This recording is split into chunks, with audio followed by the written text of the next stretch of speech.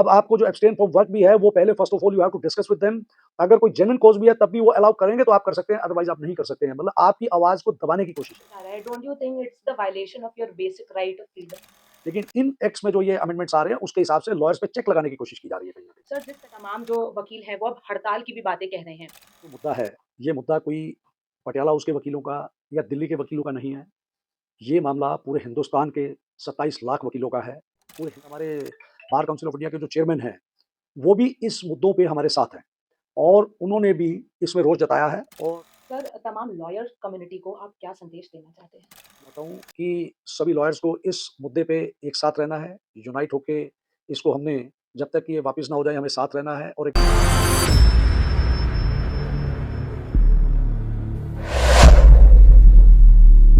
नमस्कार, मेरा नाम अरुणिमा है और आप देख रहे हैं हमारा चैनल ज्ञानबाजी।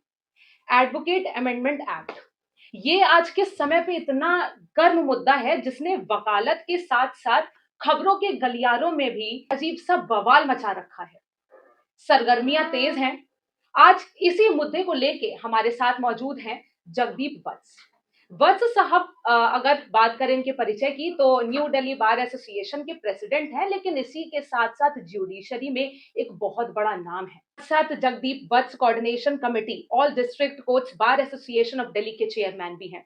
तो हमें लगा कि अगर इतना बड़ा एक्ट अगर खबरों के गलियारों में तेजी से उछाल मार रहा है तो इनसे बेहतर चर्चा और कोई हमारे साथ नहीं कर सकता है। तो इसी के लिए आज हमारे साथ जुड़े हैं जगदीप सर। तो सबसे पहले तो आपका बहुत-बहुत स्वागत है सर। जिस तरीके धन्यवाद। से सर अभी एडवोकेट अमेंडमेंट एक्ट को लेके सरगर्मियां तेज हैं, वकालत के क्षेत्र में, खबरों के क्षेत्र में, क्या कहना चाहेंगे? लगातार वकील जितने भी आपकी कम्युनिटी है इस एक्ट का लगातार विरोध कर रहे हैं, क्या कारण है?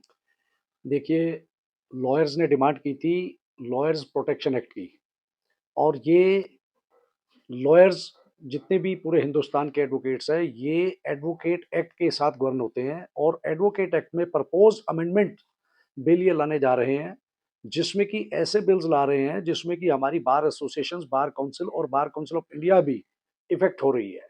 और उसमें हमारे लॉयर्स जो हैं, उनकी वॉइस को कहीं न कहीं दबाने की कोशिश की जा रही है। तो ऐसे जो अमेंडमेंट्स आ रहे हैं, जो लॉयर्स के लिए बिल्कुल ठीक नहीं है, क्योंकि आप समझ सकते हैं कि देश में बॉर्डर पे जैसे आर्मी आपके देश को प्रोटेक्ट करती है, ऐसे ही आपकी सोसाइटी को लॉयर्स प्रोटेक्ट करते हैं और ये लीगल सिस्टम जो आपका है, इस लीगल सिस्टम में 3 सॉलिड पिलर्स हैं, जुडिशरी, एडवोकेट्स और पुलिस।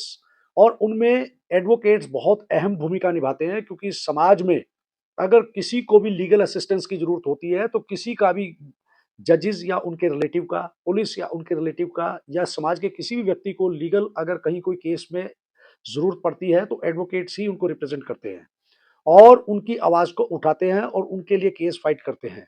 और ये जो अमेंडमेंट्स आ रहे हैं, ये कहीं न कहीं उनकी आवाज़ को दबाने की कोशिश है, क्योंकि इसमें कहीं न कहीं कुछ ऐसे सेक्शंस आ रहे हैं कि उसमें प्रोफ़ेशनल मिसकंडक्ट में कुछ दायरे ऐसे बीच में डाले जा रहे हैं कि क्लाइंट्स को ऐसी पावर्स देने जा रहे हैं कि जिससे कि एडवोकेट्स की वॉइस खत्म हो जाएगी। जी, सर, जिस तरीके से बताया जा रहा है ये एक्ट है कहीं न कहीं वकीलों को खत्म करने जैसा है। उनका जो राइट टू फ्रीडम है, उसका भी उल्लंघन कर रहा है। इस तरीके की जो आपकी वर्क कल्चर का फ्रीडम है, उस टेरिटरी को ये कैसे ब नुकसान पहुँचा रहा है और इस बात के विरोध को लेके आप क्या कहेंगे? देखिए, लॉयर्स इंडिपेंडेंट वॉइस है और लॉयर्स किसी के भी केस में जब कोर्ट में जाते हैं, तो वो फ्रीली आर्ग्यू करते हैं, फ्रीली कंटेस्ट करते हैं और उसमें डिसीजन मेकिंग पावर्स लॉयर्स की नहीं होती, वो जुडिशरी की होती है। और इन अमेंडमेंट्स में कुछ ऐसे अमेंडमेंट्स आ रहे हैं जिसमें कि लॉयर्स कल को अगर मान लो लॉयर्स को रिलीफ नहीं मिलता है, तो उसका खमियाजा लॉयर्स को भुगतना पड़ेगा, जो कि गलत है। और एक बात और आप जान लीजिए, जो लॉयर्स ऑटोनॉमी हमारी जो है बार एसोसिएशंस की, बार काउंसिल्स की, उसको भी कहीं न कहीं डिस्टर्ब करने की कोशिश है। जी। सर, जिस तरीके से क्रिमिनल लॉज़ में चेंजेज़ हैं, अमेंडमेंट है, कहीं न कहीं ऐसा कहा जा रहा है कि एक पीएचडी वाले को केजी में शिफ्ट हो जाएगा, कुछ ऐसे चेंजेज़ लग रहे हैं। तो क्या कहेंगे इस चीज़ को लेके, इतने देखिए ड्रास्टिक चेंजेज़ को लेके क्या कहेंगे? देखिए क्या था कि हमारे हिंदुस्तान में जो क्रिमिनल लॉ चला आ रहा था, नो डाउट कि देखो ब्रिटिशर टाइम से चला आ रहा था। लेकिन आप ये मान के चलिए, जो ये कानून है, टाइम टू टाइम इसमें अमेंडमेंट होती रही है। लेकिन उससे हमारे हिंदुस्तान की जनता रूबरू हो चुकी थी, एडवोकेट्स को टिप्स पे आ चुके थे वो लॉज़ और जुडिशरी के टिप्स पे आ चुके थे, पुलिस के टिप्स पे आ चुके थे। तो जबकि ये क्रिमिनल लॉ अमेंडमेंट जो किए गए थे, ये कहीं न कहीं जुडिशियल सिस्टम, जो क्रिमिनल जुडिशियल सिस्टम, उसको फास्ट करने के लिए किए गए थे। लेकिन अब उससे क्या हो गया कि अब हमने वो देखे हैं लॉज़, उनमें सारे के सारे अंदर जो है कानून सेम है, लेकिन नंबरिंग सारी चेंज कर दी है। जिससे कि हमारे जो लॉयर्स हैं, जो कि एक्सपर्ट थे सभी उसके, जैसे चीटिंग क्या था 420, रेप क्या था 376, लेकिन अब लॉयर्स को उनके जो नंबरिंग बदल दी गई है, उसकी वजह से बहुत डिस्टर्बेंस हो रही है, जबकि अंदर का मटेरियल सारा सेम है। जी, तो उससे कहीं न कहीं जुडिशियल सिस्टम भी स्लो हो गया है, क्योंकि उसी जज को एक तो पुराने केसेस करने पड़ रहे हैं पुराने सेक्शंस के साथ। अब ये नए अमेंडमेंट्स आके नए सेक्शंस के साथ हो गए हैं, तो उसमें भी कहीं न कहीं जुडिशियल सिस्टम बड़ा डिस्टर्ब हो गया है। क्रिमिनल सिस्टम बिल्कुल डिस्टर्ब हो गया है, कोई बोलता नहीं है इस चीज़ पे।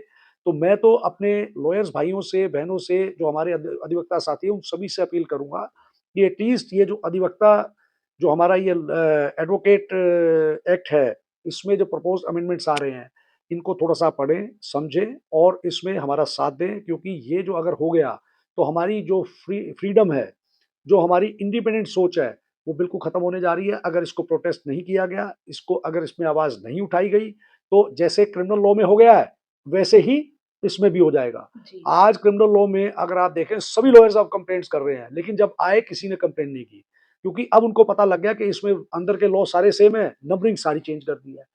भई ये चेंज करने का मकसद गवर्नमेंट का ये था कि ब्रिटिशर टाइम के थे। ये ब्रिटिशर टाइम के नहीं थे, ये हिंदुस्तान की पब्लिक को देख के, उनके अनुरूप, उनके कल्चर, उनके लिविंग स्टाइल, उन सारी चीज़ों को देखते हुए ये कानून बनाए हुए थे। और उसमें day by day, day to day, अगर मान लो कोई भी अमेंडमेंट्स रिक्वायर्ड होते हैं, वो टाइम टू टाइम होते रहे हैं। और इसमें भी वो चाहते तो अमेंडमेंट कर सकते थे, लेकिन नंबरिंग चेंज नहीं करनी चाहिए थी। नंबरिंग बहुत गलत चेंज की है, जिससे कि हमारे सारे पीएचडी टॉपर जो थे, वो नर्सरी में बैठ गए हैं आज के दिन। जी। जगदीप जी, अगर जैसे अभी ये वीडियो कई आम जनता के पास भी पहुँचेगी, मैं चाहती हूँ कि आप थोड़ा-सा डिटेल्ड में बताएँ कि जो एक्ट के अंदर जो प्रावधान है, उसका विरोध क्यों हो रहा है? अगर आप एक जनरल डिटेलिंग हमारी जनता को दे पाएँ, कुछ बता पाएँ। देखिए, इसमें क्या है कि हमारे, वैसे तो डिटेल काफ़ी लेंथी इसमें वो है, लेकिन 3-4 चीज़ें मैं आपको बता जी, देता हूँ। कुछ इम्पोर्टेंट हाँ, मेन इम्पोर्टेंट पॉइंट्स। जो है, देखिए, एक तो एब्सटेन फ्रॉम वर्क जो होता है, आप ये समझिए कि लॉयर कोई भी एब्सटेन फ्रॉम वर्क पे नहीं जाना चाहता है, बिल्कुल, मजबूरी में जाता है, बिल्कुल। क्योंकि लॉयर्स को कोई सैलरी नहीं मिलती है। लॉयर्स अगर एब्सटेन फ्रॉम वर्क करता है, तो अपना पेट काट के करता है, अपना नुकसान करके करता है। कब ऐसी कोई चीज़ आ जाती है जिसमें कि बेबस हो जाता है लॉयर, तब एब्सटेन फ्रॉम वर्क के लिए जाता है। अब इसमें आप एक बात बताइए, अगर कोई क्लाइंट है, क्लाइंट के कोई केस को वो कर रहा है और उसमें डिस्क्रिशनरी पावर्स कोर्ट की हैं। अगर उसमें कोई भी क्लाइंट किसी तरह से भी एडवोकेट के खिलाफ अगर कोई कंप्लेंट करता है, तो उसमें बड़े हेवी पेनल्टीज़ और हेवी वो प्रोफेशनल मिसकंडक्ट के वो जो कर दिए हैं, वो काफ़ी गलत है। जी, और उसके अलावा इसमें एक जो सबसे बड़ी चीज़ और आ रही है कि हमारी जो ये बार एसोसिएशंस थी, ये हमारी फ्री बॉडीज़ थी। इसमें एग्ज़ीक्यूटिव जनरल बॉडी से कंट्रोल होती थी, क्योंकि जितने भी लॉयर्स होते हैं, उसको हम जनरल जनरल बॉडी बोलते हैं। अब इसमें गवर्नमेंट क्या करने जा रही है, इन अमेंडमेंट्स में 3, 2 या 3 इसमें सेंट्रल गवर्नमेंट के कुछ इसमें ऐसे नॉमिनेट करना चाह रहे हैं वो, कि जो इस पे कंट्रोल करेंगे, या उसमें पूछ के उनसे करना पड़ेगा। अब आपको जो एब्सटेन फ्रॉम वर्क भी है, वो पहले first of all you have to discuss with them. अगर कोई जेन्युइन कॉज़ भी है, तब भी वो अलाउ करेंगे तो आप कर सकते हैं, अदरवाइज़ आप नहीं कर सकते हैं। मतलब आपकी आवाज़ को दबाने की कोशिश है ये। जी। सर, जैसा आपने बताया कि काम के बहिष्कार का अधिकार भी कह सकते हैं छीना जा रहा है। हुँ। लेकिन कहीं न कहीं बहिष्कार करना भी एक sort of right to freedom ही है। So don't you think that it is a violation of your basic right of freedom? मैं, देखिए, आपको एक चीज़ और बता देना चाहता हूँ। कोई भी एडवोकेट या कोई भी एसोसिएशन एब्सटेन फ्रॉम वर्क पे नहीं जाना नहीं। चाहती है। अगर आप एडवोकेट्स के हित में कोई भी बात करेंगे, तो कोई भी एडवोकेट ऐसा नहीं है, जब वो दूसरों के केस लड़ते हैं, तो वो एक्स्ट्राऑर्डिनरी हैं, वो सब चीज़ों को समझते हैं। आज भी अगर कहीं भी किसी के लिए वॉइस कोई उठाता है, मान लो कोई एडवोकेट किसी भी क्लाइंट के लिए खड़ा होता है, तो आप ये समझ लीजिए उस क्लाइंट की सारी टेंशन वो अपने ऊपर ले लेता है, और जब तक वो केस चलता है, तब तक उसकी टेंशन अपने ऊपर लेके वो चलता है। आज आप देखिए, लॉयर्स इतने परेशान हैं, दिल्ली में अगर आप देखें, कोर्ट्स अलग-अलग जगह पे हो गई हैं, उनको आने-जाने में, करने में, और कोविड के बाद आप देख सकते हैं कि प्रोफेशनली भी कितना, मतलब कि बहुत, मतलब कि लॉयर्स परेशानियों में चल रहे हैं। उसके बावजूद लॉयर्स को प्रोफेशनली सपोर्ट की बजाय, गवर्नमेंट को चाहिए तो ये कि लॉयर्स को कहीं प्रोफेशनली सपोर्ट करें वो। वो तो करने से रहे। उनके बारे में कहीं न कहीं वेलफेयर स्कीम कोई बनाएँ, कहीं न कहीं उनके वेलफेयर के बारे में सोचें, या उनके प्रोफेशनली उनको सिक्योर करने की सोचें। वो ना सोच के ये जो चीजें अमेंडमेंट कर रहे हैं, ये कहीं ना कहीं गवर्नमेंट अपनी प्रोटेक्शन की सोच रही है, ना कि लॉयर्स की प्रोटेक्शन की सोच रही है। सर अगर सेंट्रल गवर्नमेंट का अगर जैसा बता रहे अगर इंटरफेरेंस होता है सो डू यू थिंक कि जुडिशरी की वो ट्रांसपेरेंसी वो न्यूट्रलिटी मेंटेन रहेगी? देखिए, आप ये जान के चलिए, अगर हमारी बार एसोसिएशन पे चेक लग जाएगी, हमारी बार एसोसिएशन फ्रीली काम ही नहीं कर पाएगी और एक लॉयर्स पे प्रेशर आ जाएगा कि भी आप अगर किसी केस में जा रहे हैं, आपने ये काम नहीं किया, तो ये हो जाएगा, तो फिर लॉयर फ्रीली केस में कोर्ट में जाके केस को कंटेस्ट नहीं कर सकता है। लॉयर कोर्ट में जाके फ्रीली केस को कंटेस्ट जब ही कर पाता है, जब उसको फ्रीडम मिलती है। जब वो फ्रीली कोर्ट में जाता है कि उसको ये पता होता है कि उसको अपने क्लाइंट के राइट्स के लिए फाइट करना है और वो कोर्ट में जाता है तो अपने क्लाइंट के राइट्स को प्रोटेक्ट करने के लिए अपनी बेस्ट जितनी एबिलिटी होती है उसके हिसाब से वो अपना देता है। लेकिन इन एक्ट्स में जो ये अमेंडमेंट्स आ रहे हैं उसके हिसाब से लॉयर्स पे चेक लगाने की कोशिश की जा रही है कहीं न कहीं। सर जिस तरीके से अब इस एक्ट को लेके कहीं न कहीं विरोध बढ़ता जा रहा है और तमाम जो वकील हैं वो अब हड़ताल की भी बातें कह रहे हैं।